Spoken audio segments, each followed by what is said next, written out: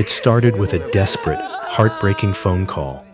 就是我开学上大三，现在家里情况就是俺妈妈住院，然后爸爸就一直干活，然后我还得上学，然后就是昨天，然后得了热射病，今天早上去世了。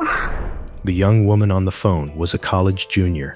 Her younger brother was just about to start high school, and her mother suffered from severe diabetes. Her father had been the sole provider for the family. He had traveled to another city to find manual labor, hoping to earn enough to pay for his children's tuition. But before he could even start working, he collapsed from severe heat exhaustion. Suddenly, their entire world was gone. Left with no income, a grieving mother, and mounting bills, the young woman reached out to a local volunteer rescue team, begging to know if there were any charity programs that could help them survive. The team, led by a man named Ju, usually handled emergency physical rescues.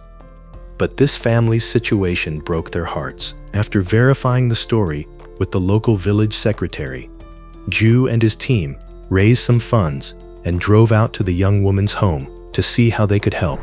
When they arrived, they realized the family's situation was even worse than they thought. Their original home had actually collapsed, and they were living in a borrowed house belonging to her grandmother. Sitting in the modest living room, the young woman recounted the terrifying night she lost her father. When the hospital first called her, her father's heart was failing. She desperately wanted to rush to his side to see him one last time.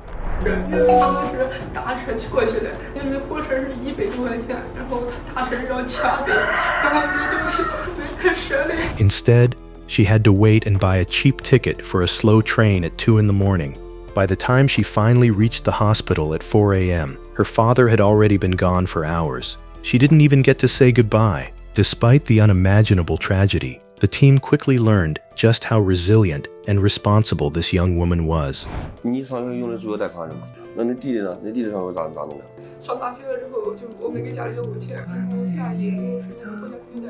She was entirely self-sufficient, surviving on academic scholarships and loans so she wouldn't be a burden on her hard-working father.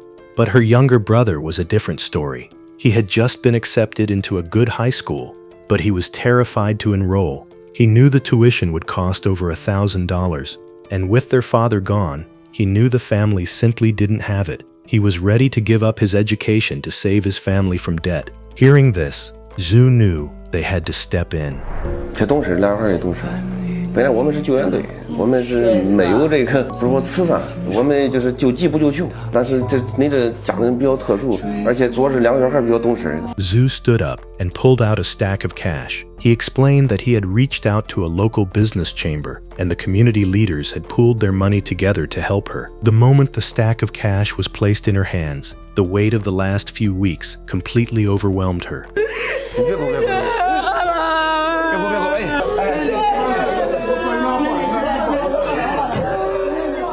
She dropped to her knees, sobbing in pure gratitude. For weeks, she had been carrying the weight of her family's survival entirely on her own shoulders. Now, finally, someone was there to catch her. The team immediately rushed forward to pull her back to her feet, comforting her as her mother wept quietly in the background. But Ju wasn't finished. He reached into his pocket and pulled out another stack of cash, money raised directly by his own volunteer rescue team.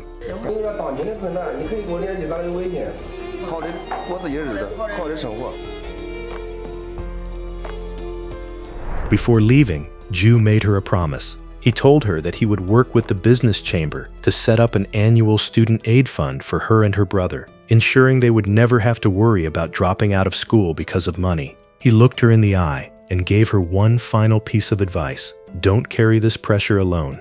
Just study hard, take care of your mother, and when you finally graduate and step into the world, pay this kindness forward to someone else who needs it.